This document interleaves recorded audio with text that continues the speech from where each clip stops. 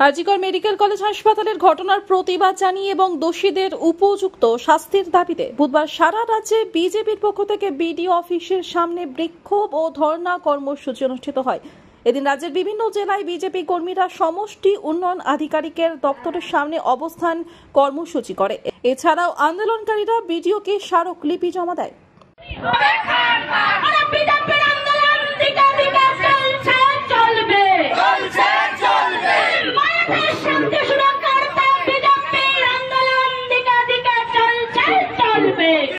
কর্মসূচি এই বিষয়ে বলেন।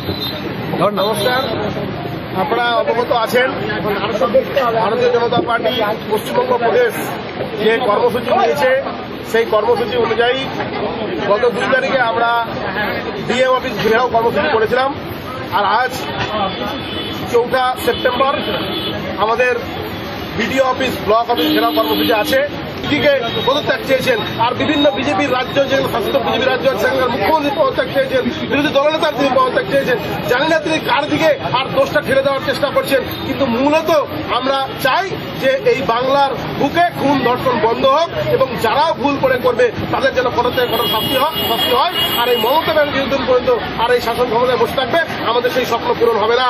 কারণ আপনারা দেখেছেন 2011 সালের ক্ষমতায় আসার পরে 2012 সাল থেকে শুরু করে 2024 প্রতিটা ধর্ষণের ঘটনায় আর তিনি এমন ধরনের মন্তব্য করেছেন যাতে করে আমরা লজ্জা পাই। কোথাও বলেছেন ছোট ঘটনা, কোথাও বলেছেন মেয়েটি প্রেগন্যান্ট ছিল, কোথাও বলেছে মেয়েটির চরিত্র খারাপ, কোথাও বলছিল খদ্দেরের সঙ্গে আর সেই মেয়েটির দরকষাকষি চলছিল, কোথাও বলেছে প্রেম ছিল, কোথাও বলেছে সাজানো ঘটনা, কোথাও বলেছে আমাকে কালিমালিপ্ত করা হচ্ছে।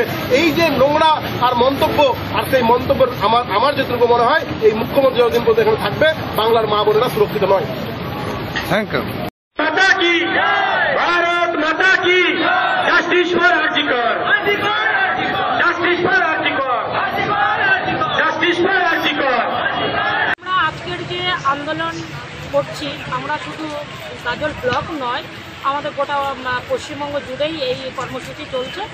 এই কর্মসূচি কিসের জন্য এটা আপনারাও জানেন, মিডিয়া আপনারাও জানেন যে আমাদের আরজি করে যে ডক্টরি করছিলেন বোন, তাকে যেভাবে নির্মমভাবে ধর্ষণ করে খুন করে তাকে প্রমাণ লোপাট করে যেইভাবে তারা দিদির যে পোষা যারা আধিকারিক রয়েছে তাদের কর্মকাণ্ড আমরা এখন অবধি সেই কর্মকাণ্ডের বিচার পাইনি।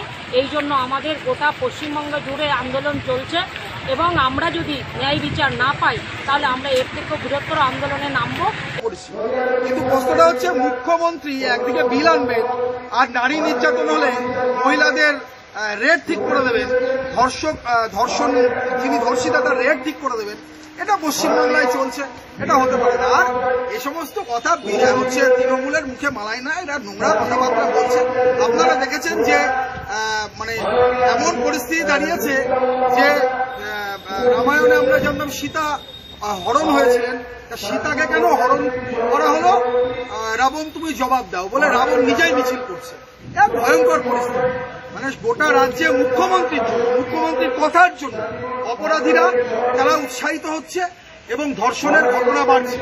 তার ফলেই হচ্ছে আজকে নারী নির্যাতনে পশ্চিমবাংলা প্রথম স্থান অধিকার করেছে। আমাদের এটা যন্ত্রণা, এটা দুঃখে যে মহিলা মুখ্যমন্ত্রীর আমলে পশ্চিমবাংলায় নারী নির্যাতনের ভারতবর্ষে প্রথম। ফলে এই জায়গায় দাঁড়িয়ে প্রতিবাদ ধ্বনিত হচ্ছে। তৃণমূলের নেতারা কিভাবে রাস্তায় নামছে দেখেছেন, তারা সরাসরি ধর্ষকদের পক্ষে দাঁড়ায়। মমতা ব্যানার্জি ওর আগে দাঁড়িয়েছে, ধর্ষকদের পক্ষে দাঁড়ায়। আর ওরা যা বলছে ওদের কথা মানুষ শুনছে। মানুষের এ বিষয়ে তৃণমূল কংগ্রেসের বিষয়ে কোন রকমের ইন্টারেস্ট নেই। মানুষ বিচার চাইছে, বিচার দিতেই।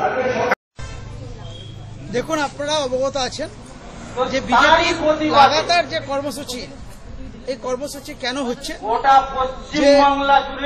পশ্চিমবাংলার আজকে যে পরিস্থিতি, আমার এক বোন আরজি করে কর্মরত ডাক্তারি করছিলেন, তার 9 তারিখে 36 ঘন্টা ডিউটি করার পরে সে রেস্ট দিতে যাচ্ছিলেন, সেই সময় দুটো খেয়ে রেস্ট নিচ্ছিলেন।